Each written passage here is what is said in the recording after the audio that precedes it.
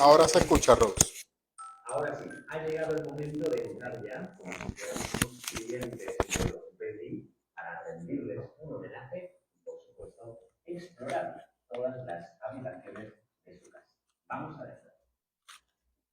Ya estamos en Las Pauques. Aquí podemos ver la entrada a la casa, especialmente podemos incluso ver los apoyos de la puerta que estarían en este punto, y aquí vemos precisamente que esta zona no tiene humedad porque estaría colocada en la aquí estaría la casa para que todas las noches la casa quedará perfectamente asegurada. Y como veis, tenemos algunas pinturas ya que nos dan la bienvenida bastante especiales.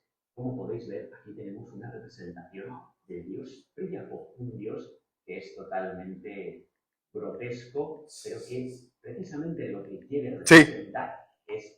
Él lo va a explicar ahora. La fertilidad, la prosperidad que nos muestran también estos frutos. ¿Se acuerda Corintios? Que veis ahí. Y además, en este caso también... Hay una parte que está brutal. La línea de estos dos personajes que ahora conoceremos, los Betty, son muy ricos porque mirad que aquí tenemos una bolsa repleta de dinero que está en la mano. Por supuesto, Príamo es una divinidad que va a querer siempre mostrarnos cómo están intentando evitar el mal. La opulencia, Corintio, se manifestaba, se proyectaba. ¿Te recuerda el reclamo de Pablo a los corintios? Que se jactaban. Entonces los ricos estaban a un lado y los pobres en otro. Porque cuando los pobres llegaban y veían esas casas, se sentían inferiores. Esas imágenes representan que esa casa, el dueño es una persona fuerte, adinerada y con potencia, con poder, con autoridad. Eso desde que tú entras en aquel momento, en aquella cultura, tú decías, rayo, yo no puedo entrar en esta casa, porque yo soy pobre, yo soy un esclavo. Y en Corintio estaban todos unidos. ¿Se acuerda? Que Pablo le decía, ¿cómo ustedes van a dejar a los pobres fuera de la mesa? Siéntense juntos porque ustedes son parte del cuerpo de Cristo. Si tú me dejas a los pobres fuera, tú estás dividiendo el cuerpo de Cristo, tú estás comiendo el cuerpo de Cristo en pecado. Tú estás en pecado. Porque los ricos, y de hecho prepárese, esa es la entrada, deje que usted vea lo que hay más adentro. Ya sabéis que los romanos tienen ese concepto del falo, que el falo es el elemento que nos va a ayudar a hacer que la suerte esté de nuestra parte y que el mal de ojo no nos pueda afectar. Así que por eso tenemos aquí a Príamo, a ese Dios. Fijaos que en esta otra parte de la entrada... Eso es lo que yo quería que ustedes vieran. Algunas oigan eso. Grabadas aquí en la pared. Esto es un grafito que, como podéis comprobar, está fuera de la casa, porque, como os decía, este sería el punto donde estaría la puerta.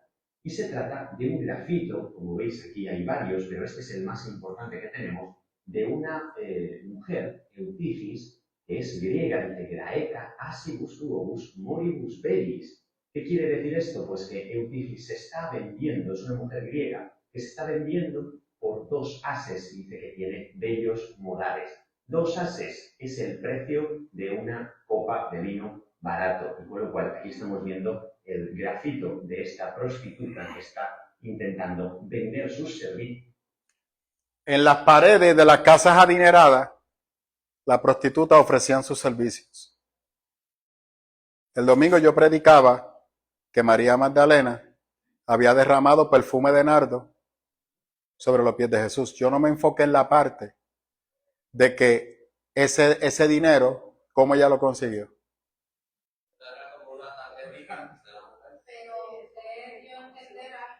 Sí, yo la tiré. O sea, lo que no quise darle mucho énfasis.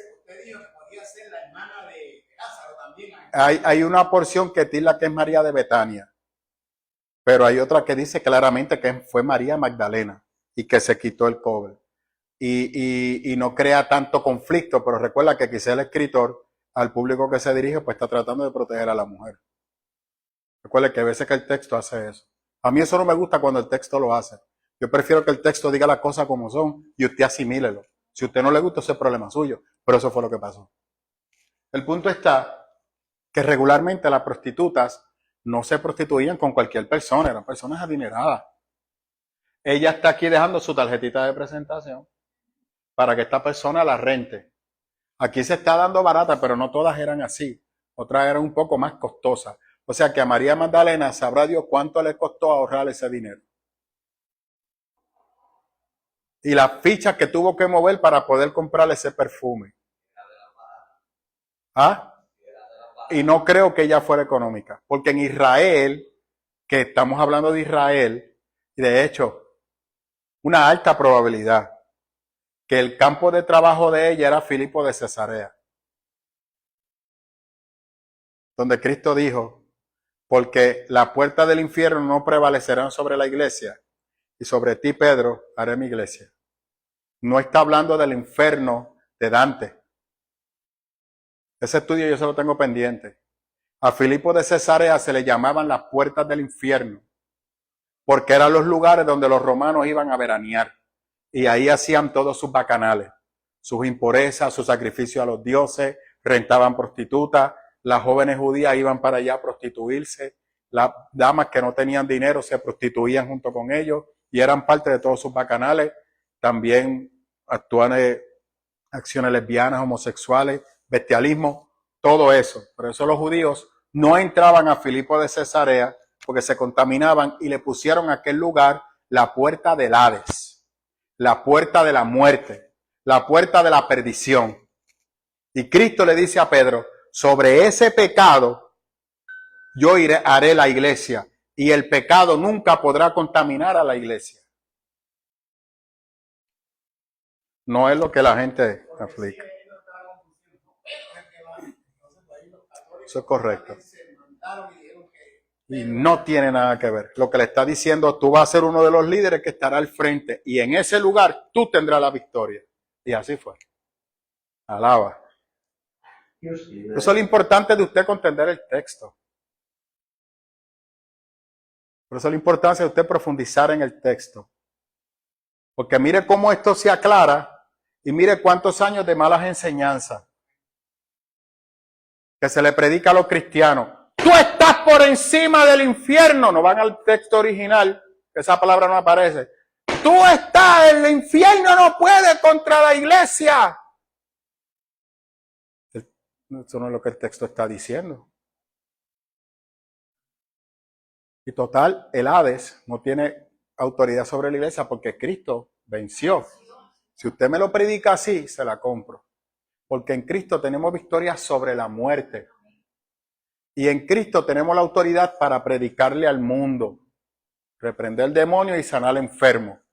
Eso es lo que usted tiene que predicar. Olvídese estar perdiendo. Pues yo le digo que la gente tiene una guerra con el diablo y pisar al diablo. Mire, no pierda el tiempo en eso. Dedíquese a ganar alma para Cristo. Y deje a Lucero y ese pájaro por allá. No le dé tanto peso a ese señor, dele peso a Cristo. ¿Cuántas veces Cristo lo mencionó? Una vez. Y es aquí que vi a Lucero que cayó del cielo como un rayo. Una sola vez nada más. Y cuando lo enfrentó. O sea, usted puede poner 4 o 5 veces, más nada. Ahora, búsquese cuántas veces predicó amor y salvación. Y el mensaje es claro, ¿qué te está diciendo? Dale más peso al amor y a la salvación. 2, ¿cuántas veces Cristo dijo, aquí que tengo con la armadura porque al enemigo le voy a arrancar la cabeza? Tengo una guerra con Lucero que me está desconcertando. ¿Cuántas veces Cristo dijo eso? ¿Cómo Cristo se defendía de Lucero? Con la palabra. Lo contrarrestaba con la palabra y lo callaba. No le daba espacio. Sencillo. Entonces Cristo es la palabra encarnada. ¿Y qué nos está diciendo a nosotros? Llénate de mi palabra. Y tu mente no le dé espacio a eso. Pero nos hacemos una película que somos el ángel de la luz, que somos vencedores. Eso es una visión escénica. Los hijos de la luz y aquellos que no se dejan contaminar por el pecado del hombre y que van a luchar contra los enemigos de Dios y que van a ir con espada para destruir la contaminación del mundo. Eso es una visión escénica. Alaba. Mágicas de la ciudad para que cuando los clientes, los personajes que venían a rendir pleitesía precisamente a esta familia de los Beti, vieran ese grafito pudieran quizá interesarse por sus servicios, para que veáis también la pluralidad que teníamos en esta ciudad de Pompeya y en muchas otras, por supuesto, de todo el imperio. No pasé por alto que Pompeya es un reflejo de Filipo de Cesarea.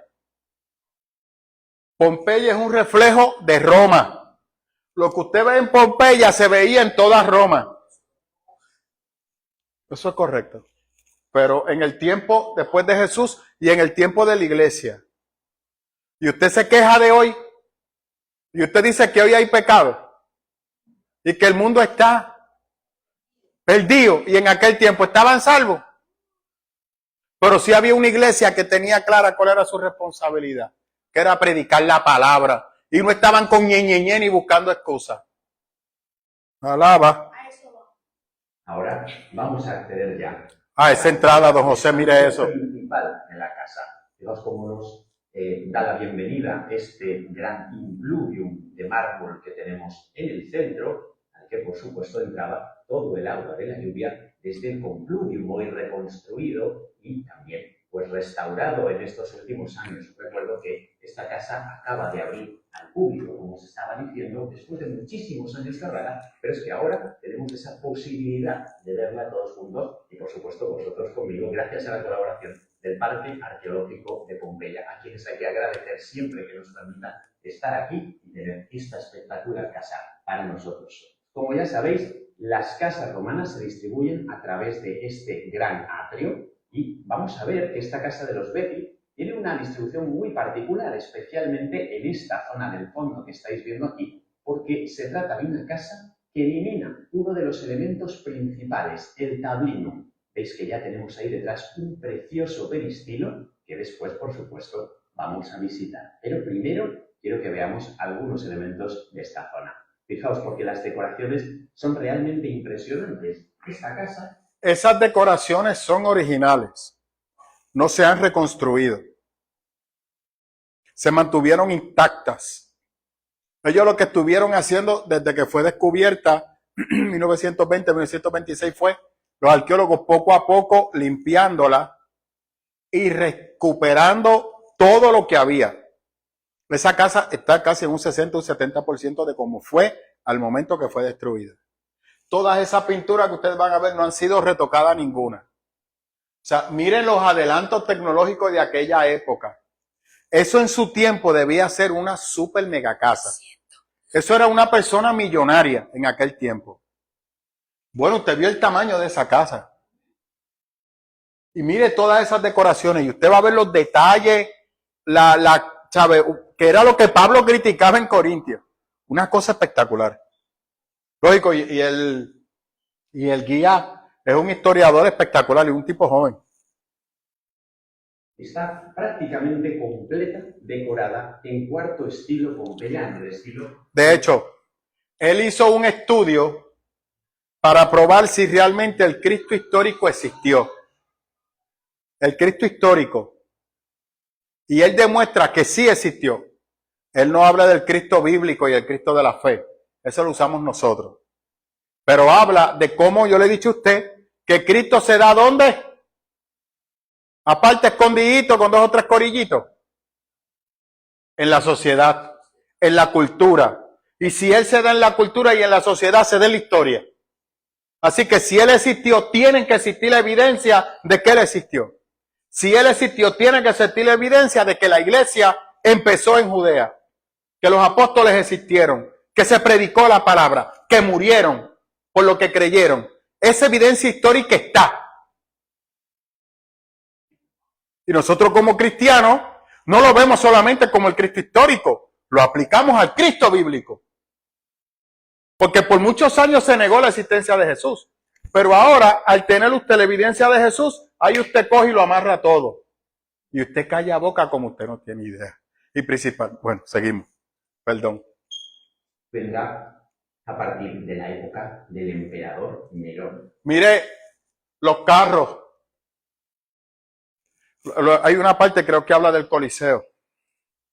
Todo esto especialmente porque la casa sufrió una reforma muy importante después del terremoto del año 62, que dejó Pompeya bastante tocada, ya sabéis, y que muchos dueños de las casas se vieron obligados a restaurarlas, a reconstruirlas, porque habían quedado prácticamente destruidas. Antes del volcán había ocurrido un terremoto bien fuerte. La tierra empezó a convulsionar. Por eso muchos cristianos consideraban que Cristo estaba a la puerta. Para Pablo, Cristo venía ya, porque la naturaleza le estaba diciendo, según las marcas que Cristo dijo, cuando tú veas que pase esto, que pase lo otro. Por tal razón, eso siempre nos ha estado acompañando. Lo único que ahora se ha ido acrecentando un poco más, porque en aquel momento histórico era por la misma naturaleza, ahora es el ser humano maltratando a la naturaleza. Y ahora usted está viendo la ira de la naturaleza sobre los hombres, provocado por el maltrato. Pero ya desde el tiempo de ellos existía, o sea, ese temblor que ocurrió en esa parte de Roma, llegó hasta Jerusalén y posiblemente Pablo en el 60 y pico estaba en Roma y pudo haber sentido cuando la tierra tembló. Por eso los evangelios tienen una urgencia de que la iglesia predique porque Cristo viene. Cristo está cerca. La naturaleza nos está advirtiendo que Cristo viene. De ello, esta casa tiene una primera reforma ya en época del emperador Augusto, y es cuando posiblemente la compra la familia de los Betti. Aquí tenemos dos personajes principales, Aulo Betio Conviva y Aulo Betio Restituto. ¿Cómo sabemos sus nombres? Pues porque se han encontrado dos anillos sello que nos muestran precisamente ese nombre. Pues esos anillos sello servirían para firmar documentos, para sellar también incluso, por ejemplo, el pan que se hacía en la casa para que en el horno, cuando lo llevaban a cocer, pudieran reconocerlo, y tantos otros usos. Escuchó eso, ¿verdad? Las panaderías no eran en las casas, habían personas que se dedicaban a hornear. Entonces las personas adineradas tenían un sello que se lo colocaban y cuando llegaba el panadero, cuando ya salía, ok, este es de esta familia. Él te está dando el nombre de la familia, los Betis. Así era como ellos se llamaban. O sea, era una persona con influencia y con autoridad. Tan interesantes que ahora nos permiten restituirlo. Usted también puede ubicar esto a la carta a Filemón. ¿Sabe que Filemón era una persona adinerada que hasta tenía esclavos? ¿Se acuerda? Y ya mismito usted va a ver por qué se lo digo. El nombre de estos dos personajes. Estos dos serían, ya se ha interpretado que fueran dos hermanos, por supuesto son libertos de la familia de los Betti y por eso cogen su nombre también. Pero lo más interesante de todo es que podemos identificarles así por estos sellos, como os decía, y también por graffiti que están grabados en las paredes de la casa. Es verdad que sería muy interesante poder asegurar que eran dos hermanos los que vivían en esta casa, no podemos hacerlo por supuesto, pero bueno, tenemos también esa propuesta ahí que se ha hecho ya desde hace muchísimo tiempo y que es la que ahora nosotros estamos siguiendo. Los Betti además eran una familia muy poderosa, muy importante de Pompeya y sabemos incluso que uno de estos personajes llegó a ser Sebir Augustal. Los Sebires Augustales eran los sacerdotes de culto al emperador divinizado, en este caso a partir ya de época de Augusto. Cuando muere el emperador Augusto, se le diviniza, se le convierte en Divus Augustus Pater, y a partir de ese momento tenemos ese culto que el propio Augusto empezó a desarrollar ya con ese cambio tremendo de la religiosidad romana desde el momento de su reino. Así que... ¿Lo amarraste a Apocalipsis? ¿Lo amarraron a Apocalipsis? El anticristo para él. ¿Y que la iglesia dijo? No. Yo tengo mi curios. Yo tengo mi Dios. Es Jesús. Así que yo no te voy a ofrendar ni te voy a diezmar a ti. Y por eso la iglesia sufrió persecución. Ahí usted lo tiene. Se lo dije que esto está espectacular. Pero ni una peja me han tirado aquí. Está bien. El juicio del Señor va sobre ustedes. Bueno, eso es algo. Y por eso pudo hacerse esta espectacular casa que vemos aquí. No es de las más grandes de la ciudad, pero sí una de las más lujosas. Vamos a empezar a verla. De hecho, Recuerde que también la bestia es Dios en sí mismo. Ahí usted tiene el culto y mencionó a Nerón. La marca de la bestia, que de hecho él hace un estudio sobre eso y explica que realmente el 666 es un hombre. Entonces ya la iglesia aquí lo sabe, pero los que están esperando, Damián, lógico, eso emigra al gobierno de los hombres. Tanto. Vamos a pasar por estas salas. Esta se interpreta, por ejemplo, como un triclinio de invierno. Mirad qué maravilla, qué espectacularidad en los frescos que tenemos completamente decorado. Mire todo ese arte, mi hermano. La parte superior, una gran cantidad de figuras, de filigranas, que, por supuesto, son las que identifican ese cuarto estilo pompeyano. Aquí podéis ver una representación fantástica en la que vemos a Dionisos con Ariadna. Están viendo, divertidos, cómo luchan Cupido y el dios Pan. Esta lucha. ¿El dios qué? Alaba. Siga con Cupido. Los dos pequeños ¿Te va a ver? chiquititos que estáis viendo. Dios es chiquitito.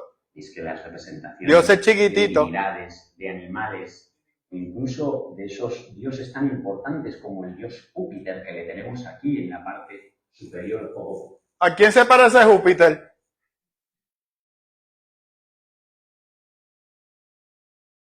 Ahorita hay una imagen más clara de él. Poderoso sentado en su trono. Sí, pero mira la postura. Mira el traje. El báculo de autoridad. Su rostro. ¿Van a ver? Había personas como artistas dedicados Sí. nada más. Sí, artesano. Eso es un arte. Eso es un arte. Sí, por eso te pregunto que Eso es un arte. alquilaban. Sí, se le pagaba para que hiciera tal arte. Yo- como Michelangelo. De hecho, de ahí es que sale.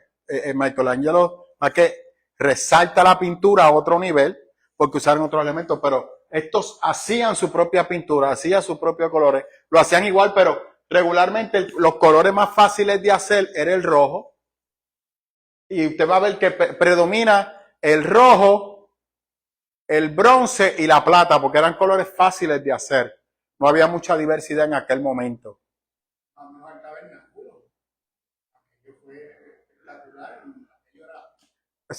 Ahora que usted lo trae, ¿quién fue el que hizo el tabernáculo?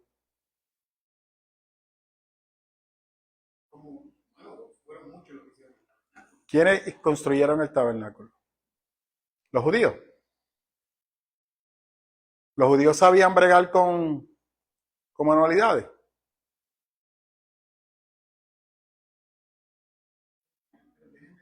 Había un grupo pagano que se dedicaba a la orfebrería en Egipto, que cuando salen se van con los judíos y ellos le construyen el arca a Noé. Perdón, ellos le construyen el arca del pacto a Moisés. Corrijo, a Moisés. O sea que hubieron paganos en la construcción del arca del pacto. Alaba. Esas pinturas tienen que ser bien buenas porque para hacer tantos ¿Qué? años que están esas pinturas ahí. Sí, pero recuerda que se preservaron por el volcán. Se frizaron, literalmente. Y al irla limpiando con el cuidado que se logra, luego entonces se le da un tratamiento para que se pueda preservar. Pero sí, literalmente desde 1920 al 77 después de Cristo, son casi 2000 años. Y mire cómo están. Y deje que usted vea las otras. Hacen que la decoración sea de lo más impresionante. Por supuesto, en una sala en la que vemos estas pinturas, la gente hablaría de ellas. Eso tenemos que tenerlo muy en cuenta. Todas estas pinturas están hechas para generar conversaciones mientras están comiendo esos comensales.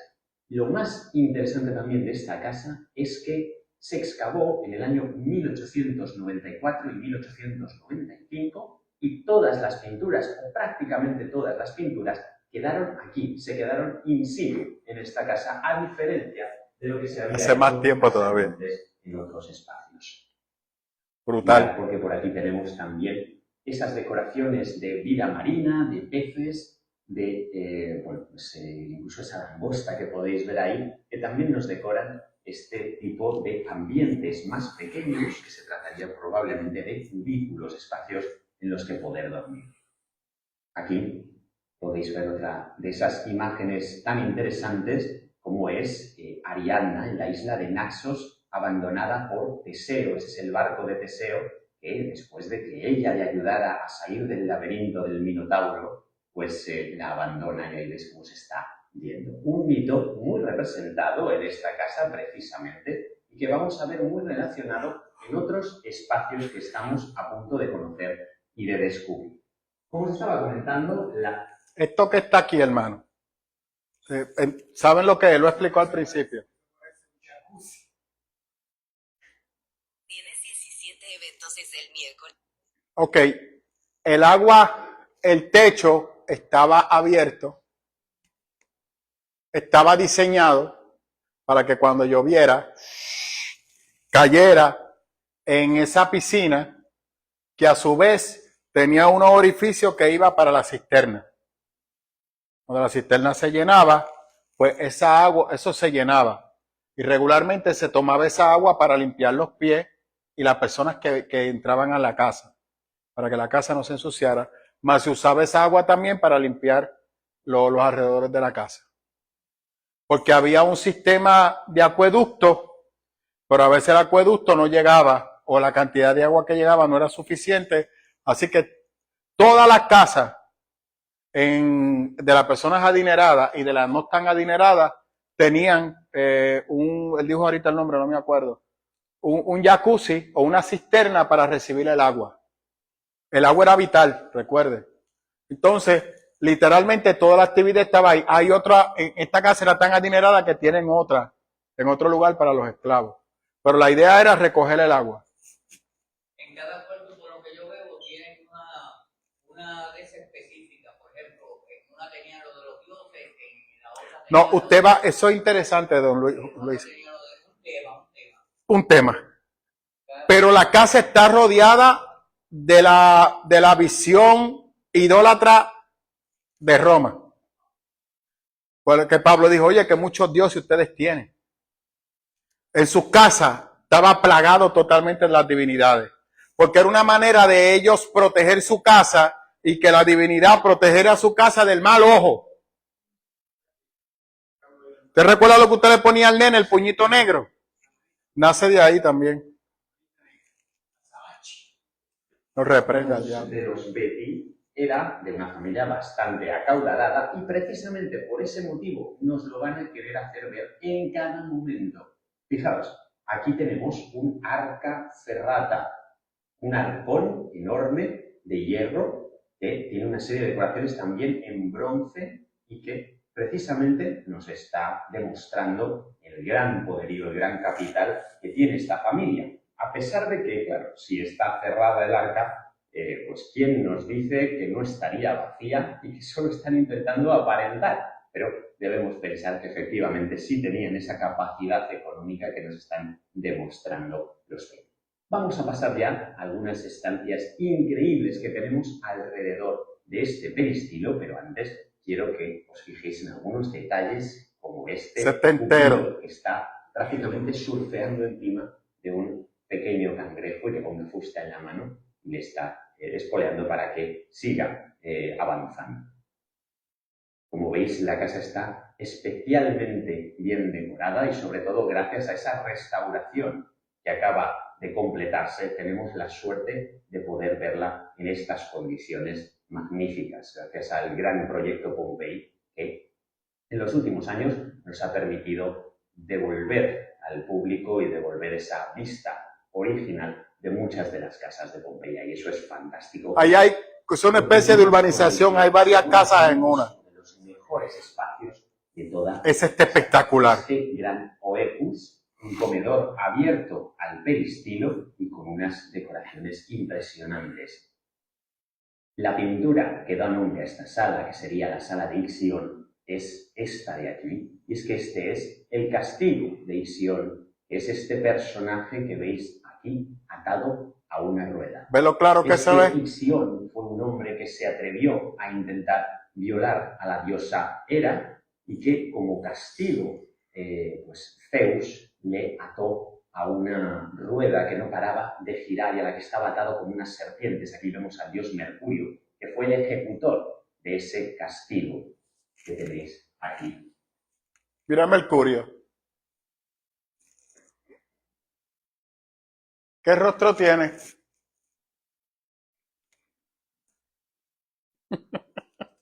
Y es realmente espectacular poder verlo in situ, no tener que ir, por ejemplo, al Museo de Nápoles para ver la pintura original o, por supuesto, tener la desgracia de que se hubiera perdido. Aquí tenemos la suerte de conservar todas estas pinturas de cuarto estilo. Veis que la pared está bastante recargada, pero ese es el tipo de decoración que a los romanos realmente les gustaba. Fijaos en que también tenemos estas decoraciones inferiores que hacen que parezca que estamos viendo realmente piezas. Para protegerse. Pero ¿de dónde lo sacaban? Porque La imaginación, bueno, excelente pregunta. Usted tiene ahí la Ilíada, usted tiene a Homero, que fueron desarrollando diferentes tipos de novelas que se convirtieron en pensamiento, en filosofía, que se convirtieron a la misma vez en mitología, y el pueblo acuñó esa mitología. Estamos hablando del grupo del mundo grecorromano. La iglesia o Israel. Por eso cuando se hablan de los géneros literarios, muchas personas cometen el error de cuando se miran los géneros literarios antiguos, Dios mío, se me olvidaron. La obra judía, la obra helénica romana, ya mismo me acuerdo. La ironía, la crítica, todo ese tipo de cosas que eran obras que se hacían. Uno trata de colocar a los judíos ese género literario. Los judíos no participaron de ese género literario. Como ese era un género pagano, los judíos hicieron su propio género literario. Cuando usted mira los proverbios, ahí hay un género literario, pero no es poético. A diferencia de la prosa, que usted va rimando la última palabra o la última estructura de la palabra, ellos lo hacen con ideas. Una idea positiva versus una idea negativa. Pero lo que usted está viendo es la prosa judía. O sea, es una estructura que los judíos hicieron internamente para sus escritos, para separarse de todo esto. En el mundo grecorromano, recuerde que usted está hablando que Alejandro Magno unificó el mundo conocido y respetó cada cultura. Luego, cuando Roma toma la estructura grecorromana, esa visión, todos esos dioses de Grecia los toman y se esparcen por el mundo entero. Entonces, cada uno de esos dioses tenía una función, tiene una historia detrás. Entonces, esta casa está diciendo, mi casa está protegida por los dioses. ¿Eso contesta su pregunta? Por eso es que Pablo le está predicando a un mundo idólatra, que nunca ha escuchado de Jesús. Por eso cuando Pablo está en el Areópago, que predica aquella super predicación, la gente lo escucha, pero cuando habla de la resurrección, a Pablo dicen, tú eres un charlatán. ¿Qué es charlatán?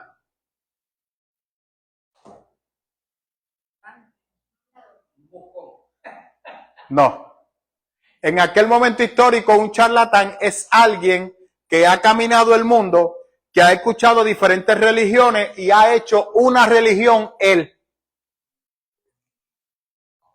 Y lo que Pablo está predicando es una religión que ellos no conocen. Pastor, ahí donde fue donde puso el Dios no desconocido.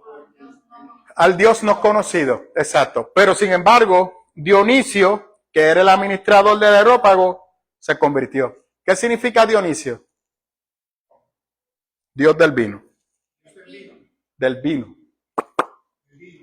Y él se escuchó y le dijo, yo quiero, de eso que tú hablaste, ven para mi casa para que lo hablemos. Una casa como esta, quizá llena de divinidades. Pablo, ¿entró o no entró?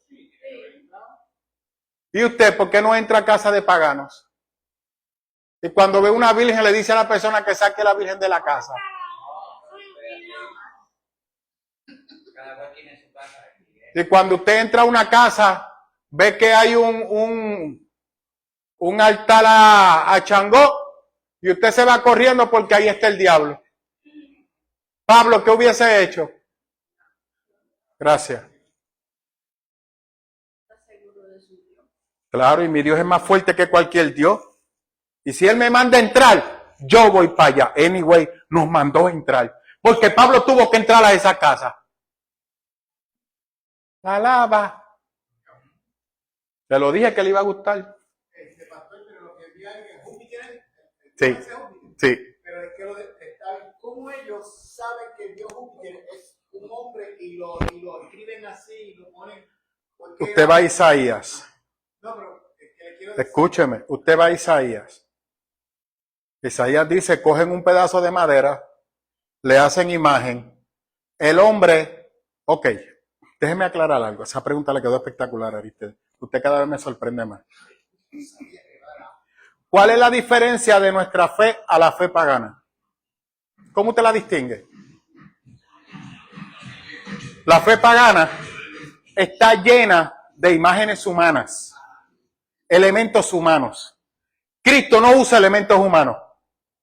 Por eso cuando Juan va al cielo, no entiende lo que ve en el cielo, pero se le permite que use su imaginación humana para que use elementos. Por eso Juan en Apocalipsis dice, ¿cómo? Igual, mal, ¿cómo? Calle, ¿cómo? Pero no es que es de esa manera. Es la manera que él tiene para explicarlo. El libro de Enoch te dice lo mismo, que ve unos colores y unas cosas que no puede explicar. Esa es la diferencia de los dioses paganos a nuestro Dios. La mentalidad, una religión hecha por un hombre va a usar elementos humanos para poderla explicar y para poderla definir. Todas estas divinidades son reflejos del hombre, porque es una extensión de la imaginación del hombre. No tiene nada que ver con el Dios verdadero. ¿Me sigue?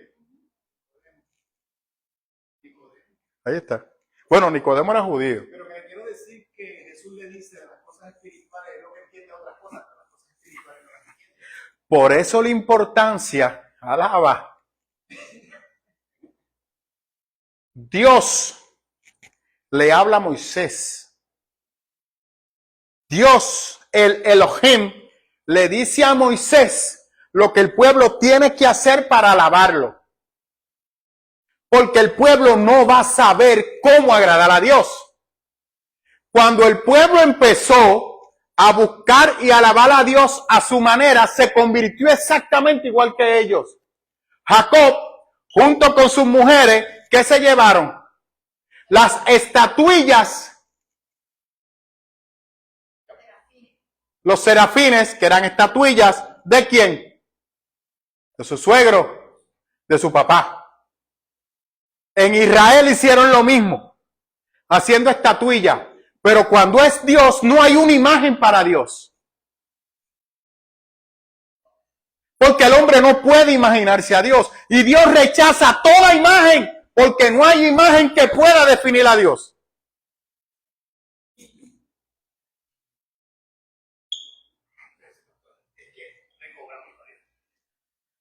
Dios mío, Aristide, yo a usted le debo. Cuéntemelo. Que estarían decorando los paquetes de las casas todavía más ricas, pero que no hemos conservado. Por ejemplo, estos barcos que navegan directamente surcando los mares. Aquí tenemos otra pintura, este fresco también de otro. Ah, ese está brutal. Oiga ese. Pasífae, porque Pasífae es la mujer del rey Minos de Creta, y aquí la vemos como está... Creta existe el día de hoy. Tremendo. Fijaos, lo que pasó allí es que el dios Poseidón le mandó a Minos un toro para que lo sacrificara en su honor, y este no lo hizo. Entonces, en castigo, lo que hicieron los dioses fue que esta mujer que veis aquí, que es Pasífae, se enamorara perdidamente del toro y le pidió a su amigo, el inventor Dédalo, que es este que tenéis por aquí, que le hiciera una vaca de madera, como podéis ver aquí. Esta es esa vaca de madera que tiene un... Yo le he dicho a usted, cuando usted va a Romanos, Pablo dice, y se fueron en contra de su propia naturaleza, hombres con hombres, mujeres con mujeres, y hombres con animales, mujeres con animales. Esto es una mitología que la convirtieron en verdad, que lo vamos a ver ahora. Así que el bestialismo dentro de los bacanales romanos era normal. Y eso es lo que usted está viendo en la pintura. Lo que Pablo habló en Romanos. Diga, don José. Que no entendí, usted dijo que no había cómo describir al Señor, pero él no hizo a imagen y semejanza de él. Sí, pero en esa parte hecha fue en base al carácter y en base a la base moral, pero no físicamente. Tanto es así, no, la pregunta es espectacular. Porque cuando una de las importancias que Cristo se le presenta a Lucero es para que vea que se ha cumplido la promesa. Lucero no sabía quién era Jesús. Y él va al desierto a decirle, aquí estoy. Y Lucero no lo conoce. Porque él es espíritu, él no tiene cuerpo, él no tiene nada de eso. Entonces sí, yo tengo un cuerpo humano. Tomé un cuerpo humano. Y Lucero estaba de fiesta. Ahora te hago canto. Porque yo sé la debilidad humana. Pero Cristo, para poder mantenerse fiel a su proyecto de salvación, su base moral nacía en su capacidad divina. Por eso no dejó al Espíritu Santo. Tenemos la misma fuente moral que Jesús, que es el Espíritu Santo. Cuando usted peca, usted cayó la base divina, la fuente moral en ti, para tú hacer la barracidad que hiciste. La callaste. Por eso no tienes excusa delante de Dios. Él te va a levantar si te arrepientes. Y tendrás que bregar con tus consecuencias. Porque esa capacidad moral que ignoraste, también esa te levanta.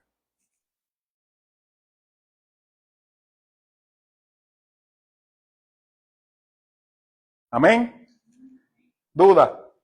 Eso nunca lo habían entendido, nunca se lo habían explicado así, ¿verdad? Y ahora veo de dónde salió las cosas estas de la gente. Hacer las estupideces esas. No se preocupe, que vamos a ver dónde salió una estupidez más grande. Porque se abre una placa en la que ella se puede meter dentro para que realmente el toro quisiera hacer el amor con ella. Es una verdadera historia de locura que realmente tiene un mal final, en muchos casos, por supuesto, en el mundo real, porque recordemos que en algunos momentos en el anfiteatro, ya sabéis que en los Ludi Meridiani, en esos juegos del mediodía, había representaciones de este mito y de otros para las ejecuciones, para las damnaciones a bestias. Y sabemos, al menos en una ocasión, que este mito se representó y que efectivamente había una condenada a muerte dentro de una vaca de madera. En el mito, por suerte, todo fue bien y de la unión de ese toro y de Oiga, ¿quién nace? sería una criatura que sería ni más ni menos que el Minotauro, este personaje mitad toro y mitad hombre, tan famoso de toda la mitología, que luego efectivamente el reino se vería obligado a encerrar en ese laberinto en el que le tenían que alimentar con víctimas cada año para expiar precisamente este terrible error que había cometido el rey al no haber sacrificado al toro.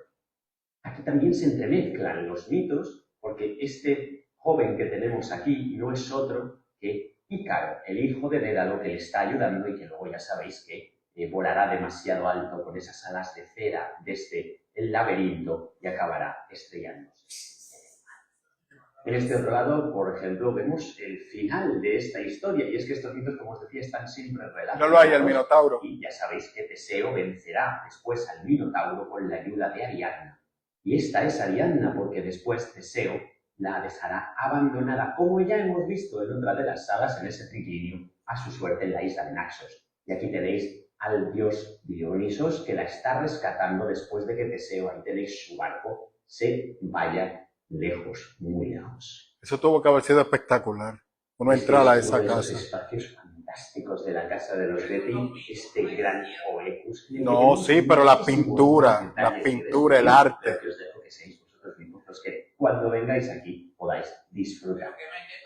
Salimos ya al peristilo. Recordáis que os decía que en época augustea el dueño de esta casa eliminó el tablino, el despacho del Dominus que estaría en este punto, para abrir directamente un gran peristilo central, que es este que vemos aquí, y que es realmente fantástico. Eso es un jardín interno. Incluso se conservan las tuberías, el sistema de canalización de agua que permitía alimentar tanto a las fuentes como regar el propio jardín. Mirad que tenemos réplicas de estas estatuas de bronce, que serían también pequeñas fuentes. De aquí, de este patito que lleva este personaje, saldría un chorrito de agua, y tenéis que imaginar un ambiente fantástico, lleno de juegos, de agua, de vegetación y de una decoración impresionante que es realmente sobrecogedora. Y lo más importante de todo es que lo hemos conservado y que lo podemos ver y que lo podemos disfrutar. Claro, la madera usted sabe que la pusieron ellos después, porque la madera se quemaron.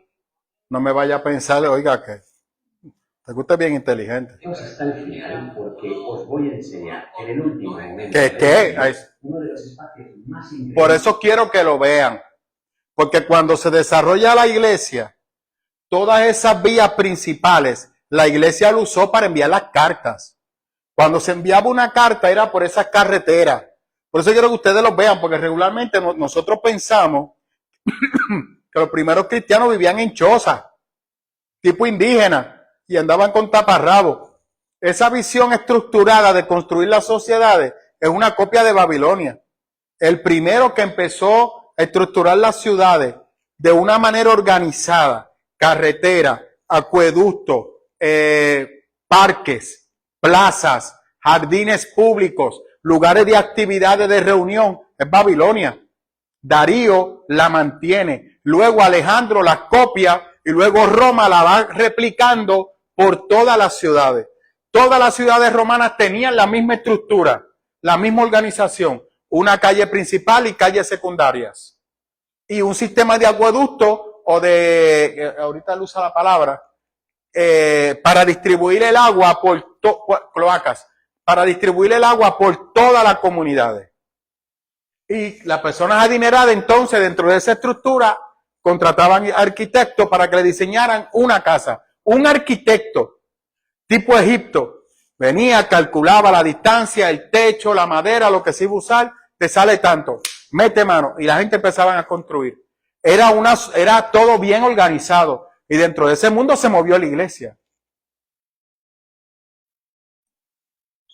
Desde la casa se trata de un ladario, de un altar doméstico pintado en la pared, que es realmente mi favorito, el más impresionante de todo el mundo romano, para mí. Así que luego juzgar conmigo, quedaos hasta el final y dejadme en los comentarios si realmente para vosotros también es el más impresionante del mundo.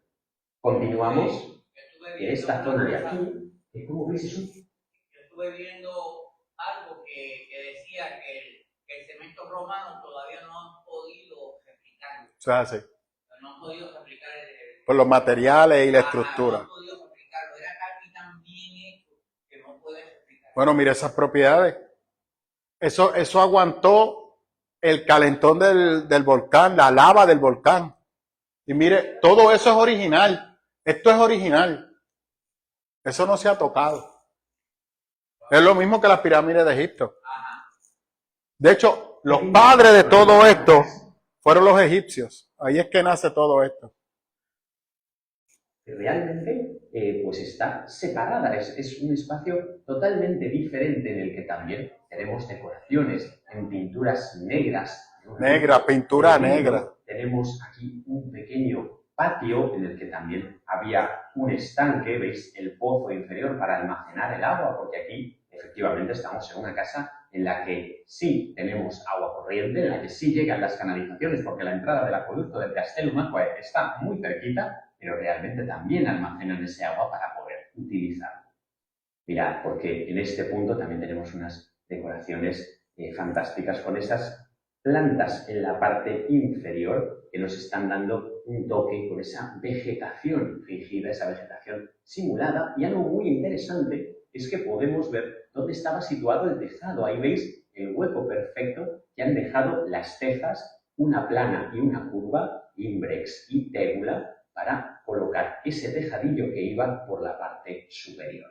Tradicionalmente se ha interpretado que este espacio que tenemos aquí es ni más ni menos que un gineceo, un espacio dedicado a las mujeres de la casa, aunque esto realmente sea bastante raro en el mundo romano. Esa es la interpretación tradicional que se ha hecho de este espacio que tenemos. Pero sin duda, el espacio más importante, la sala más increíble de toda la casa de los Betti, es el próximo que vamos a ver. Este que tenemos aquí, que además está protegido por estos paneles de madera para que la luz del sol no les llegue, y es este gran comedor que también podía servir para recibir a las personas, serviría también como Hola, Pablo. Verdadero tablinum del Corintio. de esta casa. La gente importante ahí era la que se reunía. Gran parte de las pinturas de la parte superior, porque eran impresionantes, y que, por ejemplo, uno de los elementos que sí nos faltan en esta casa de los Betti es justo la pintura central, que curiosamente no apareció en las excavaciones y tampoco se ha perdido con el paso del tiempo. Lo que parece más probable es que esas escenas estuvieran pintadas sobre paneles de madera traídos directamente desde el taller de los artesanos y que se quemaran durante la erupción. Pero creo que más interesante todavía es que veamos estos pequeños detalles que tenemos en la decoración. Se trata de vidos, de pequeños amorcillos que están realizando trabajos de la vida cotidiana, del día a día de los pompeyanos. Por ejemplo, fijaos como aquí están cargando en unas cabras, están cargando flores, pétalos de rosas y las están colocando aquí en su mesa, en una mesa de mármol que tenéis aquí delante, y en todos estos elementos que vemos aquí que están en el bosque. En Arroyo Habichuela, Cupido es un dios que era parte de la vida diaria de los romanos. No era el dios exclusivamente del amor, también eran imágenes que representaban la buena calidad de vida y todo ese tipo de cosas. Así que la iglesia celebrar el día de San Valentín con Cupido y corazoncito y esas cosas, pues usted está honrando a un dios pagano para que se siga gozando. Es un dios pagano. Sí, que si era un dios pagano y ahora mismo se celebra un Cupido que no se debería hacer. Usted puede sembrar San Valentín porque San Valentín fue un sacerdote. Y Marta creo que en una ocasión trajo lo que era San Valentín y realmente por qué se le conoció. Cupido no entra ahí para nada. Cupido es para venderle a usted chocolate y engañarlo y que usted termina alabando a otro Dios sin darse cuenta. No, cantaba toda la persona que se quisiera casar, porque la Iglesia Católica controlaba la vida de las personas y determinaba quién se podía casar con quién. Y regularmente la Iglesia Católica era católico con católico, rico con rico y el pobre con el pobre. Si un pobre se enamoraba de un rico, no lo permitía. Y ese hijo, si nacía, era bastardo. Y desechaban esa relación y no los unían. Y los excomulgaban. Así que tenían que irse de la comunidad porque se iban a morir de hambre, porque nadie iba a hacer negocio con ellos. Porque la Iglesia Católica lo prohibía. Eran personas que eran rechazadas. Era para que se muriera de hambre por su pecado y por su desobediencia. Eso es así. ¿Ah? Sí, pero bueno, hay lugares que tienen ese control. Ya aquí en PR, no.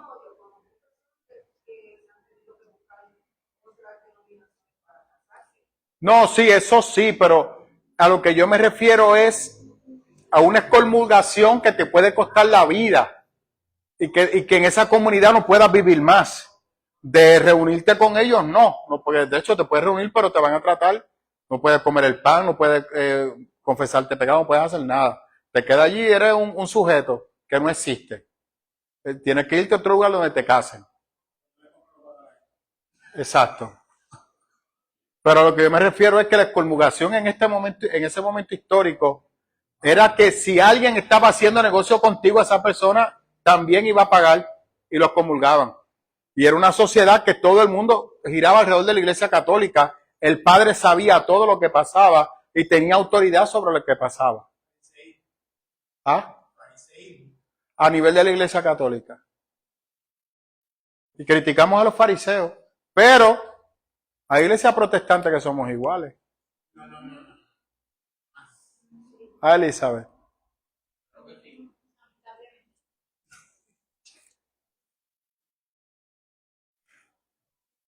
Poder empezar a secar esas flores. Alaba. En estos otros detalles vemos también cómo están recogiendo flores y aquí, por ejemplo, con esas mismas flores están creando sus perfumes. Mirad cómo los están mezclando en estas grandes tinas y en estas grandes cazuelas para después almacenarlas en esos armarios y, bueno, pues compartirlas y venderlas, suponemos, a los ciudadanos que quisieran pasar. Porque al final estamos viendo cómo nos están representando precisamente esos elementos cotidianos, como por ejemplo aquí una carrera con esto. De hecho, si usted se da cuenta, luego la Iglesia Católica toma todos esos cupidos y lo hace ángeles. Alaba. Ciervos, como si fuera un verdadero circo romano, e incluso con un... Ahí tenéis a uno de los cupidos que se ha caído del carro, ha tenido lo que llamamos un naufragium, es decir, un accidente, y ahí le podéis ver.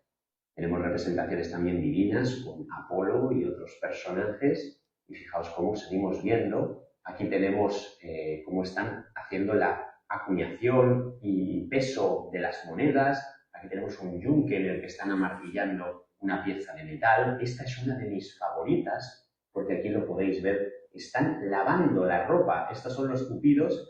Oiga eso. Después ahí los tenéis. ¿Cómo se lavaba la ropa? En este caso también están ahí pisando las telas para poder lavarlas bien. Recordad que en el mundo romano, especialmente a partir del reinado del emperador Vespasiano, sabéis que tenemos ese impuesto que se cobraba a la materia prima que se usaba para lavar la ropa en la antigua Roma, que no es otra que la orina.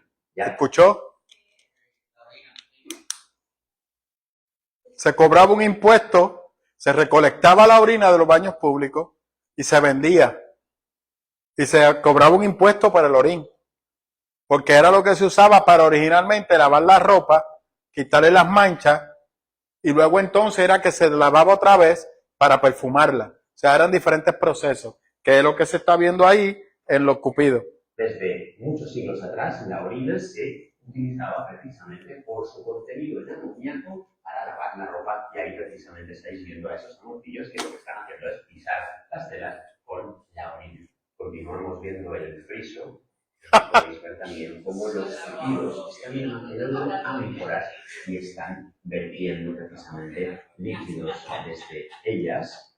Y es que esta decoración pues, nos serviría para fijarnos en todos y cada uno de los detalles que nos van mostrando los dueños de esta casa, los Bepi, que realmente nos están queriendo mostrar su dinero, todo su poderío en estos espacios que estamos viendo. Salimos ya de nuevo hacia el peristilo, vamos a ir viendo las decoraciones exteriores y por aquí podéis ver cómo tenemos todo el pavimento de mosaico perfectamente conservado, cómo tenemos estas decoraciones parietales que obviamente también son más sencillas que las que veíamos en las salas interiores. Aquí veis, por ejemplo, esta naturaleza muerta con unos pescados y bueno, pues nos podemos seguir paseando por aquí, viendo cada detalle, pero lo más interesante de todo es que efectivamente seáis vosotros mismos los que vengáis a Pompeya Eso lo tenéis que hacer. Sí o sí, una visita en la vida a esta ciudad maravillosa es obligada. Y por supuesto, ya sabéis que si queréis hacerlo conmigo, tenéis la posibilidad de venir en los viajes de Antigua Roma al día y que lo podéis hacer pulsando por aquí debajo en el enlace que os dejo para que os apuntéis a los próximos que saquemos. Ya sabéis que las plazas son muy limitadas, pero que tenéis esa fantástica posibilidad de disfrutar de la Antigua Roma en persona. Continuamos visitando la casa, ya nos quedan muy poquitas habitaciones por ver, pero realmente se ha dejado lo mejor para el final, como os estaba diciendo. Mirad, tenemos este espacio de aquí en el que vais a poder descubrir un detalle muy interesante, y es que cuando publiqué Que los dioses nos ayuden, mi libro dedicado a la religiosidad romana, pues utilicé precisamente esta decoración de aquí para la portada. Mirad, esta es la portada del libro. Digo que quité este elemento de aquí para poder colocar el título. Cuando usted va a entrar, cuando usted iba a entrar a... ¿Cuál fue el nombre que yo di? A Filipo de Cesarea. Usted tenía Filipo, que era una entrada como esta. Aquí, yo espero algún día con Samuel Pagan que vayamos, porque él va a Filipo de Cesarea y va a Corintio también. Una entrada. Aquí había un altar para sacrificio. Y más para el lado, como para la casa del vecino, habían unas imágenes similares a esas, que eran los dioses Júpiter, Zeus y todos los dioses esos que ellos adoraban.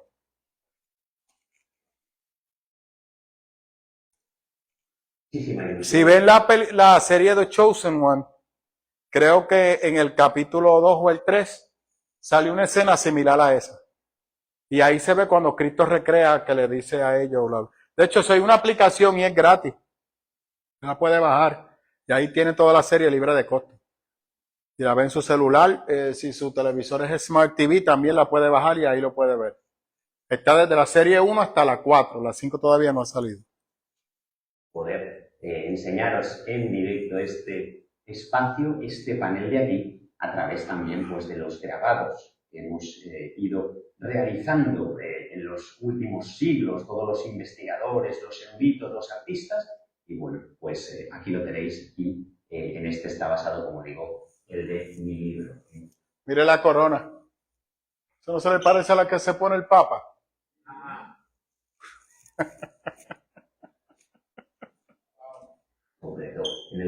En el grabado que hicieron los hermanos Nicolini, que también fue una de las grandes ediciones de las pinturas y de los frescos pompeyanos, especialmente de aquellos que por desgracia hemos perdido.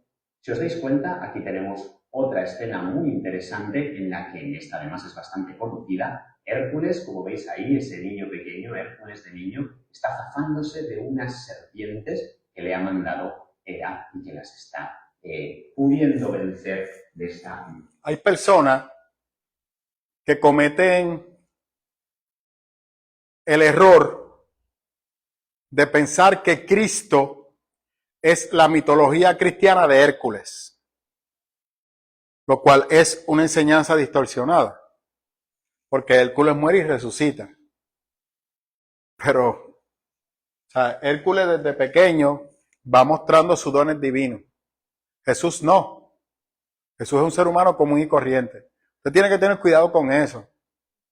Jesús muestra pocas veces sus capacidades divinas. Una de las cosas que él menciona cuando habla del Jesús histórico, que es algo que le dije a usted, Cristo nunca se presentó como el Cristo.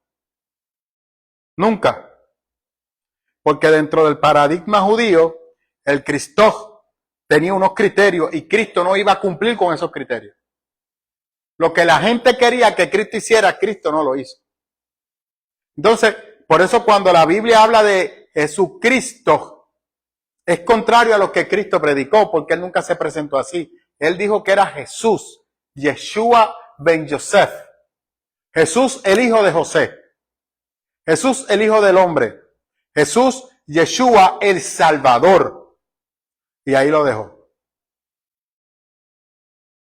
Por eso cuando dicen, tú eres el Cristo, Cristo tiene reserva. en contestar. Si yo soy el Hijo del Hombre, yo soy el Salvador, la promesa antigua. Esa visión que tú tienes del ungido, no soy yo. Gracias. Muy bien, Aristides. Mira, fijaos también cómo esta decoración es continua a través de todo el espacio y nos podemos fijar también en este otro lado de aquí, que aunque está un poco perdida por la parte de arriba, podéis ver perfectamente cómo se trata del castigo de Dirce, con Anción y Ceto. Ahí tenéis esos dos personajes que son los hijos de Antíope, de quien se había burlado Dirce, y la castigan precisamente atándola a ese toro que estáis viendo ahí y que realmente conocemos mejor en la pintura a través de la escultura, porque realmente esta es la llamada, o el llamado toro farnesio, una de las esculturas más impresionantes que nos ha llegado desde el mundo clásico y, eso sí, la más grande, que podéis venir a verla también al Museo de Nápoles. Ya sabéis que la colección Farnese está ubicada en el Museo de Nápoles desde finales del siglo XVIII y principios del siglo XIX, cuando se trasladó, poco a poco se trasladó desde el Palazzo Farnese de Roma. Concluimos ya nuestra visita, volvemos a recuperar el espacio del atrio y no podremos, por supuesto, ver los espacios superiores con los que contaría la casa, porque realmente no están conservados. Hay que tener en cuenta que no todo en Pompeya está conservado y aquí podéis ver cómo tenemos restituida la escalinata superior que llegaría hasta el segundo piso. O sea, esa casa era una casa de 2 pisos. La parte de abajo, o sea, la parte de arriba era una especie de terraza abierta para pasar las tardes calientes o las noches, lo que llegaba a la noche, o hacer diferentes actividades en la parte superior. Esa era la estructura de aquellos tiempos. Como os decía, en este caso no la hemos conservado. Ha llegado el momento de pasar al último espacio, de pasar al último lugar que tenemos que visitar en esta casa. Estamos adentrándonos en él. Y es que se trata de un espacio dedicado a los esclavos. Mirad, ya estamos en el interior, acabamos de pasar a través del atrio, y este es un pequeño espacio de servicio que tiene una escalinata. Mire. No. Aquí está. Déjeme que siga porque quiero que vean algo. Que no me quiero adelantar. Tengo un nene chiquito. Para los cubículos de los esclavos con los que contaría esa familia, tiene también un pequeño atrio con el impluvium y con el compluvium en la parte superior, restituido ahora gracias a esta increíble restauración que se ha podido realizar. Pero lo más importante de todo es esto que tenéis aquí. Os había prometido el ladario más impresionante de toda Pompeya, y aquí lo tenéis. Fijaos cómo en la parte superior tenemos el cráneo, el cuchillo sacrificial y la pátera que nos está. ¿Qué es ese lugar ahí? Un altar. ¿Qué hacían en ese altar? ¿Qué animales sacrificaban ahí? ¿Qué animales sacrificaban ahí lo que se iban a comer? Si la comida que te van a dar es sacrificada a los dioses y es piedra de tropiezo para tu hermano, por el amor a tu hermano no la comas. Así que las casas adineradas habían personas que compraban en las carnicerías, pero habían familias adineradas que hacían los esclavos, los mandaban a hacer los sacrificios, tenían su propio altar, ahí hacían los sacrificios, limpiaban los animales, luego los servían y los compartían con la comunidad. Ahí lo tienen. No, ese es otro. Este es parte de la comida diaria. Estaba el de una vez al año, que era para todo el mundo, porque, como yo le dije a usted en aquel momento, no todo el mundo comía carne. La carne era para personas adineradas que la podían pagar. Esto es una casa adinerada. Entonces, si te invitaban a comer y tú eres un cristiano maduro, tú te lo comes, porque tú no tienes temor a eso. Pero si tu hermano va a esta casa y vio el altar y decide no comer, pues tú, por amor a tu hermano, no lo hagas.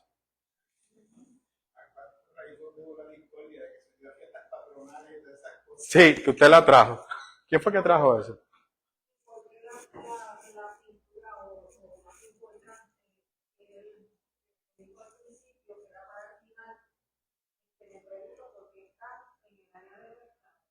Porque ese trabajo lo hacían los esclavos. Los esclavos hacían los sacrificios por los dueños de la casa. ¿Y cómo ellos podían conseguir los esclavos? O sea, ¿qué hacían para...? Los compraban, los esclavos se compraban. O sea, que eran personas que buscaban En supermercado. ¿Usted vio la película 300? ¿No ha visto la película? Que usted no ha visto la película 300. ¿Ah? No, perdón. Gladiator. El gladiador. ¿Usted vio esa película? ¿Cómo lo compraron a él, a Maximus Warrior Subversive? En un mercado. ¿Cómo compraron a José, pastor? Eso ya venía desde la antigüedad, no, pero a José lo compraron en un pozo y lo negociaron con los ismaelitas. Pero fue comprado, pero no fue en una plaza. Pero la persona, bueno, la esclavitud existía desde Egipto. Habían diferentes tipos de esclavos. Uno, el que era comprado. Dos, el que era producto de la guerra. Y otro que era producto de las deudas. Personas que se habían endeudado demasiado y no tenían cómo pagar. Pues esas personas tenían que pagar luego por su libertad y se les cobraba un interés por la deuda que tenían. Máximo, al ser encontrado natimuerto, lo cogen y lo venden. ¿Qué yo he dicho a ustedes? Que regularmente habían también las damas que se dedicaban a la prostitución y si alguien se lo encontraba, si era varón, que lo educaba y era su esclavo. Si no, los animales se comían. Si era una hembra, que se lo comieran los animales. Esa era de Diana, Los cultos a Diana, sí, la prostituta sagrada. tenía dos. No, usted está hoy afinado. Y usted dice que nuestra cultura es mala. Gracias. Así que usted se queja de que estamos, yo se lo he dicho a usted muchas veces, usted se queja que vive en tiempos difíciles. Tiempos difíciles fueron los de Jesús. Y la palabra se predicó. Así que usted no tiene excusa, ni yo tampoco, por si acaso. Que podían realizar en un espacio como este. Fijaos en la representación. Él ahora explica lo que significa la serpiente. De los personajes principales de cualquier altar de los lares. En el centro está el genius del pater familias, que es el dios protector del padre de la familia, de la persona que dirigía los ritos domésticos del culto familiar, y que en las manos tiene la pátera, en la que probablemente está haciendo una libación, una ofrenda de vino. Quiero aclarar, quien hace los sacrificios no son los esclavos. Cuando llega el momento de hacer el sacrificio, el dueño de la casa viene con todos los esclavos y con las mujeres, y él entonces, con los esclavos, hace el sacrificio, presenta la sangre, presenta el animal, como el Dios que le dio la provisión, el Dios que le dio la vida de ese animal, y entonces luego los esclavos se encargan de limpiarlo y procesarlo y cocinarlo. Así que hay un ritual, que todas las mañanas él venía allí con sus mujeres. ¿Usted se acuerda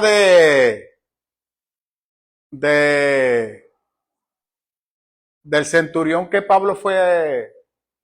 ¿Cuál es el nombre de él? En el libro de los Hechos. Que recibieron el Espíritu Santo. Cornelio. La casa de Cornelio.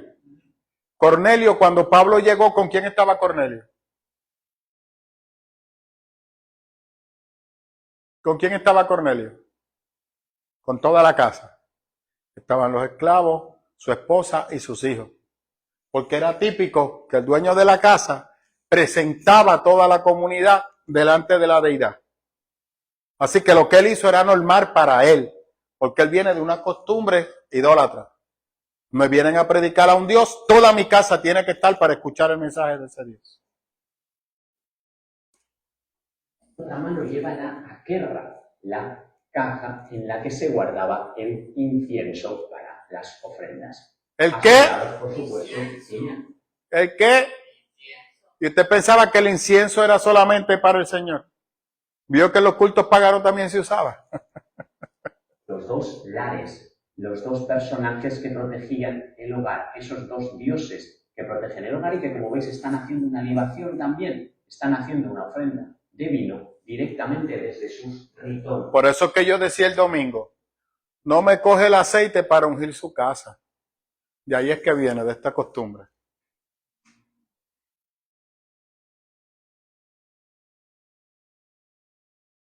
Dios no guarda casa, Dios guarda vida. La razón de marcar la puerta en Egipto era guardar la casa o las vidas que estaban dentro de la casa. ¿Y por qué entonces usted está ungiendo la puerta de su casa y ungiendo las paredes? Para que la maldad no entre. Eso sale de aquí. Esos son amuletos. No unja cemento. Es usted. Y la protección de su casa va a estar amarrada a la medida que usted es fiel al Señor. Créame que no va a pasar nada. Y si pasa algo, Dios tendrá el control. Alaba. Lo sé, yo también. A mí me invitaban a la casa a ungirle y yo cogía y la mano las marcaba así. Pa, pa, pa. No dejen un cuarto sin ungir. Desde esas copas con forma, en este caso, de ciervo, y hasta las síturas, esos cubitos que llevan en las manos. Ah. En la parte de abajo.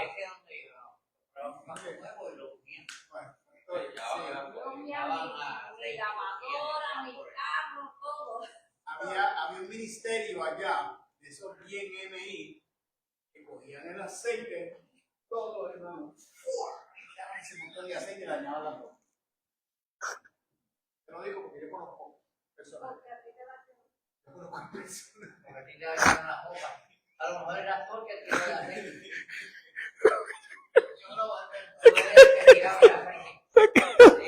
Cuando la persona no iba, él lo cubría. Y ¡fua! Y ¡fua!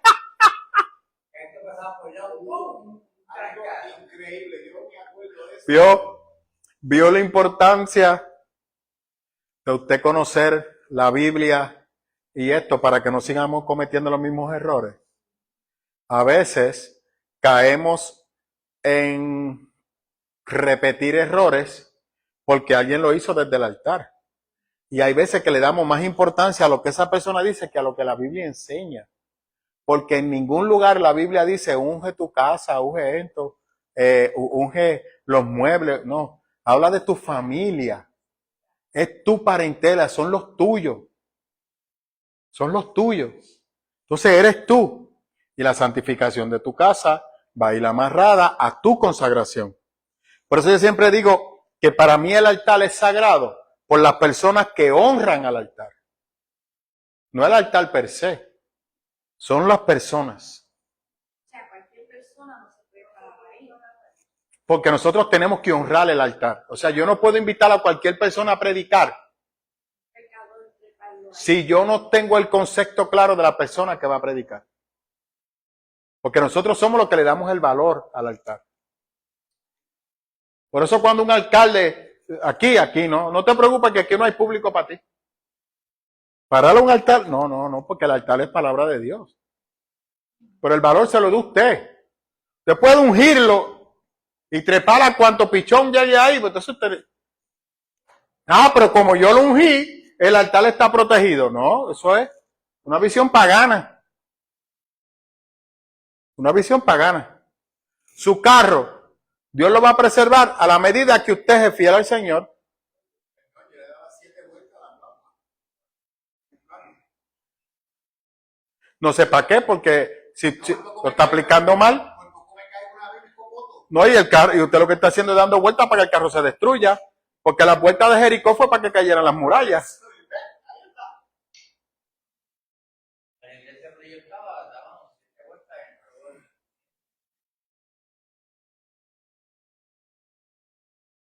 Pero lo que pasa es que, pastor, sí, lo que es correcto porque, como usted dice, no se leyó completo el texto. Dice que cuando dieron la vuelta los muros se cayeron. No, los muros no se cayeron con las vueltas. Pero que le quiero decir que ellos pensaron que con las vueltas, acá nosotros pensaban que con las vueltas lo que fuera, me iba a cubrir mi guapo. Exacto. Ahora, pero me están diciendo, al revés. Se caiga. Se me explota el Exacto, porque la idea de las vueltas eran los muros. Pero no solamente fueron las vueltas, también estaba el cántico y la alabanza, que fue la obediencia. Porque ellos estaban cansados de dar vueltas. ¿Cuál era el sentido de las vueltas? Era tú obedeces. Y los muros no se cayeron por las vueltas, porque obedecieron. Y al final el Señor le dijo, griten y alaben. Griten y alaben. Y al final se cayeron los muros. Los muros se cayeron para que entonces ellos pudieran atacar. Entonces cuando usted le da la vuelta, es para que se caiga. Usted quiere que el carro se caiga. Usted quiere que el templo se caiga. Eso es lo que usted quiere. Entonces en el Nuevo Testamento nos mandaron a dar vuelta. ¿A qué nos mandaron? ¿Cuántas vueltas dio Pablo para que se cayeran los muros de Éfeso? O de Macedonia, o de Tarso. De hecho, yo creo que usó el muro para escapar, porque lo iban a matar. ¿Había muros?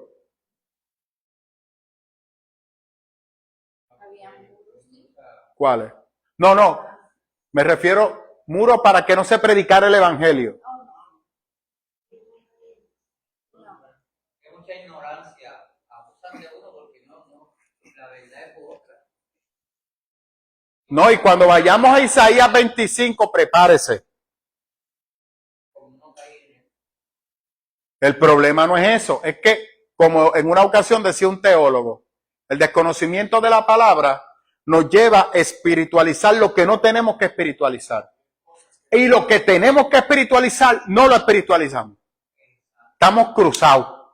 Y los principales responsables de estar cruzando a la gente son los mismos pastores y predicadores y evangelistas que no son responsables al estudiar la palabra. Pero se van a una esquina que el Espíritu Santo los llene y escupen la palabra y el profundizar en el texto. Y hay de aquel que le lleve la contraria, tú no eres Dios. Si lo que tú estás diciendo es una barracidad, es una barracidad. ¿Cómo usted me va a tomar a mí el arca del pacto y me la va a poner en el altar? Es una barracidad. El arca del pacto no tiene nada que ver con la iglesia. Nada. Cristo abrió el lugar donde estaba el arca del pacto y dijo, ahí no hay nada. ¿Tú quieres mi presencia? Ven a la cruz. Pero es fácil poner el arca del pacto, porque así la gente la ve. Eso es idolatría. Santo. Y usted va a las librerías y tienen el arca del pacto allí. Y el candelabro, la némora, Los panes. la menorá. Y usted va y lo compra. Y lo pone en la casa. Eso es un amuleto. Estas casas están llenas de amuletos. Ay, Dios mío. Tenemos una serpiente Agazodaimon. Ya se está acabando ya.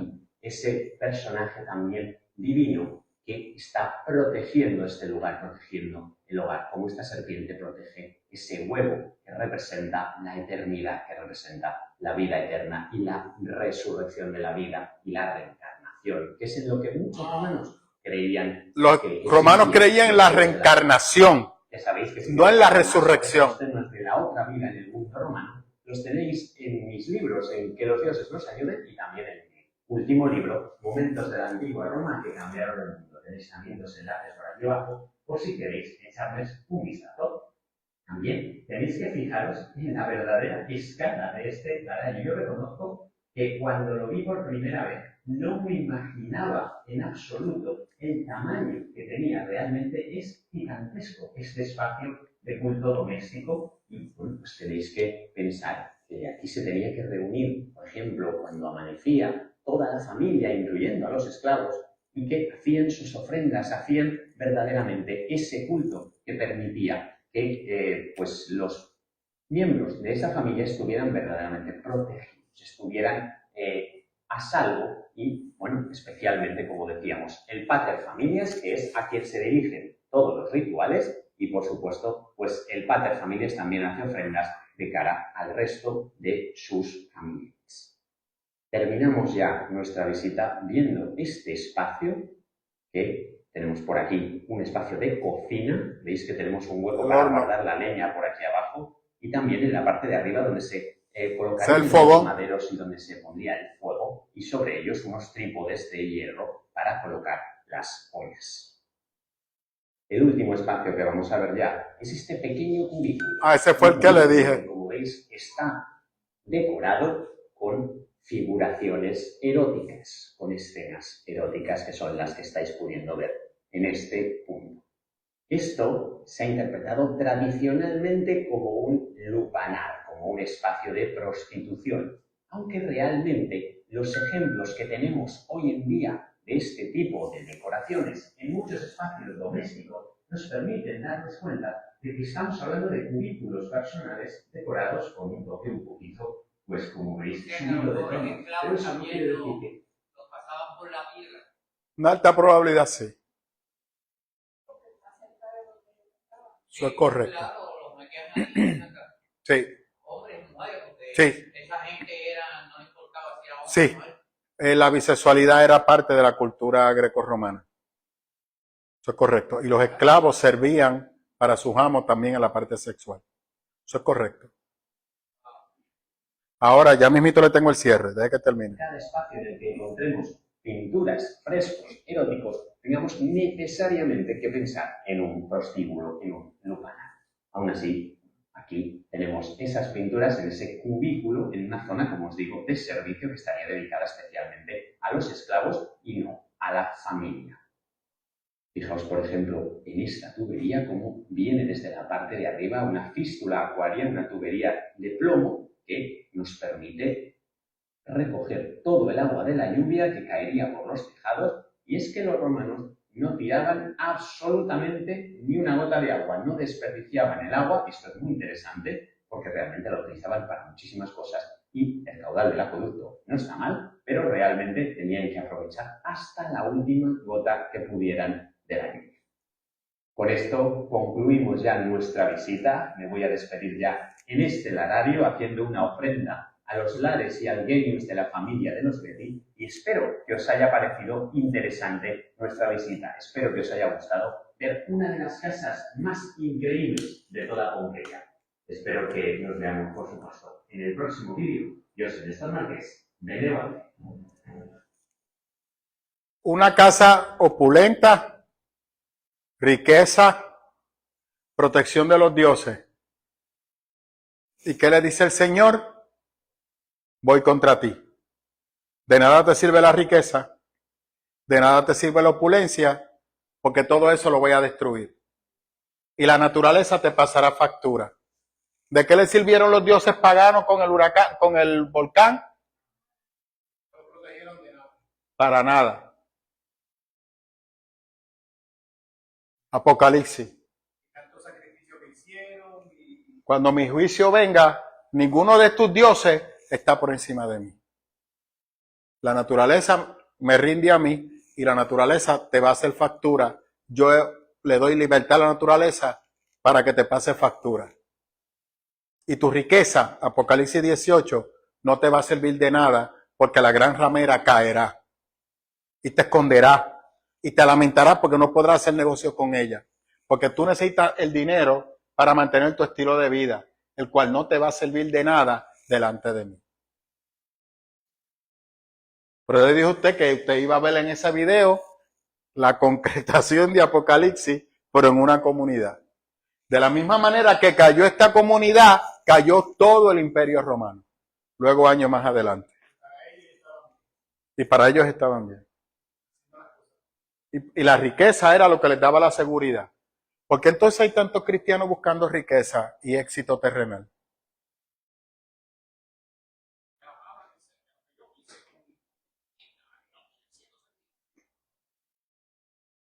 Dígame. enseñado, pastor, nada más. Pues, por ejemplo, si todo lo que tú pisas yo te lo voy a dar, ¿cierto o falso?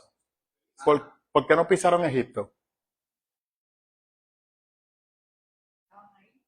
Estaban ahí, ahora mira para atrás y pisa Egipto. En una semana llegaban. ¿Por qué no pisaron Egipto? ¿O era lo que Dios le había dado a Abraham, que ya le pertenecía a ellos? Entonces realmente Dios no le está diciendo, es todo lo que tú pises dentro de lo que yo le di a Abraham, dentro de mi voluntad. Así que no es la voluntad tuya, es la voluntad de Dios. Las malas enseñanzas. La iglesia no está llamada a hacer riqueza en la tierra, porque entonces seguimos buscando el éxito. Ahora, un cristiano que se administra bien, Dios lo bendice y lo prospera. Claro que sí, porque la iglesia necesita obra, ayudarse mutuamente y estamos para ayudarnos. Pero el que Dios me bendiga a mí económicamente no me hace superior a ti, al contrario, me da a mí una carga adicional que yo tengo que ayudarte a ti para aliviar la carga de los demás, que era lo que hacía la iglesia. Eso es lo que hacemos. O le fronteo a mi hermano con el carro nuevo, porque cuando me vea con mi Mercedes nuevo, o mi Ferrari nuevo, o mi McLaren, ahí se va a pompear y va a querer lo mismo que yo. Eso es codicia. Entonces no queremos que los cristianos sufran. Y damos el mensaje de la alegría siempre y la realización plena. Pero los cristianos sufrieron. Y pagaron un alto precio. Cristo sufrió de una manera descontrolada. Yo hablaba con la hermana de Paola y con Paola esta semana. Ella decía que ella no podía ver la pasión de Cristo porque la veía morbosa. Y yo, pero es que eso fue realmente lo que Cristo sufrió. Y le dije, te pido disculpas, se quedó corta. Porque permíteme decirte, le di algunos detalles, pastor, pero eso es muy fuerte. Tú tienes razón. Por eso fue lo que Cristo sufrió por nosotros. Es difícil de asimilar. Pero eso fue lo que Él sufrió para salvarte a ti, para salvarme a mí. Yo cogí y le di a ella mi testimonio. Y dije, cuando yo entendí lo que realmente representó la crucifixión y leí varios libros que me lo detallaron, yo le dije a ella, yo estuve un mes o 2 semanas que cada vez que me hablaban de la crucifixión yo me tapaba los oídos porque empezaba a llorar. Pues cuando tú entiendes, que tú lo visualizas, tú te sientes que Cristo sufrió demasiado por nosotros. Le dije a ella, y para Cristo sacarme de ese bache, tuvo que decirme, deja de estarte quejando porque si yo no hubiese hecho eso, tú no serías salvo hoy. Y usted quiere un arca del pacto en el altar. Porque es más fácil el arca del pacto que mirar a la cruz.